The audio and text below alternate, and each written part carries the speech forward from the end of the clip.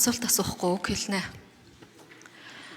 Өнгөрсөн энэ 10 хоногийн хугацаанд за бид ч өстой булаагаа чирчл байна л да, яг үнийг хэлэхэд. Засгийн газрыг огцруулах санал гаргасан тэр цаг хугацаанаас хойш маш олон процедур, үндсэн хуулийн эсрэг, Монгол Улсын их хурлын тухай хууль, чуулганы хуралдааны дэгийн тухай хуулиудыг зөрчсөн ийм олон процесс явж өнгөрлөө.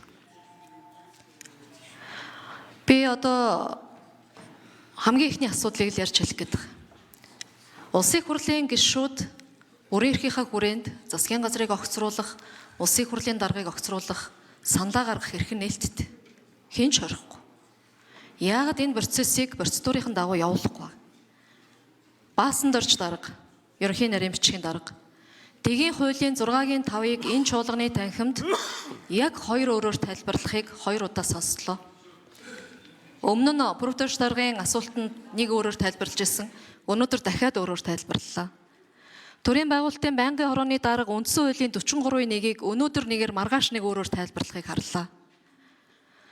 Улсын их хурлын дэд дарга хууль биш хүн засаглал ямар аюултайг тэр тусмаа тамхтай, алахтай, микрофон нээж хаадаг эрэгтэй хүн ёс зүйгүй байвал ямар аюултайг өнгөрсөн шөнө харууллаа. Би яагаад ёс зүйгүй гэж хэлж байгаа юм гэхээр энэ улсын их хурлын гишүүний ёс зүйн дүрмийн 3-8. Улсын их хурлын гишүүн үзэл бодол байр суурь илэрхийлэхдээ албан ёсны их сурвалжийг баримтлана. Олон нийтийг төөрөгдүүлэх үндэслэхүй мэдээллийг хориглоно гэж.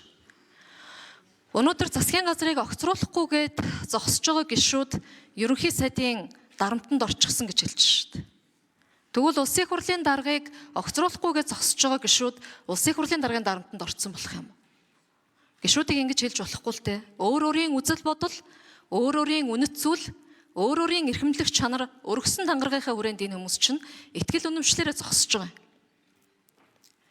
Яагаад энийг ийм байдлаар гуйлж мушгиж гишүүдийн нэр хүндэд халдаж үндсэн хуулийн эсрэг зогсохгүй, үндсэн хууль зөрчиж байгаа санал хураалтанд оролцохгүй гэж зогсож байгаа гишүүдийг хууль зөрчиж байгаа юм шиг, хулгай хийгээд нийлээ явчихж байгаа юм шиг, хин нэгний дарамтанд орчиж байгаа юм шиг, ажил албан тушаалын шантаж 8-нд орчиж байгаа юм шиг ийм байдалд оруулж өнөөдөр парламентын арчлал засаглалыг өстө жинхэнэ одоо шороотой нутгаж байгаа юм бэ. Юуны төлөө? Эндээс би юу гэж ойлгож байна гэхээр цаашдаа бид улсын их хурлын гишүүд энэ улсын их хурлын даргын албан тушаал бол намын даргыг хийж болдог, хавсарч болдог албан тушаал биш юм байна гэдгийг хуулиар баталгаажуулах ёстой юм байна. Ийм тогтолцооныхоо өөрчлөлтийг хийж чадахгүй бол бид нэр энэ асуудал За үгэлээ. За 1 минут нэмж авъя. Ийм тогтолцооны өөрчлөлтөө хийж чадахгүй бол энэ асуудлыг бид олон дахин үзэхнэ.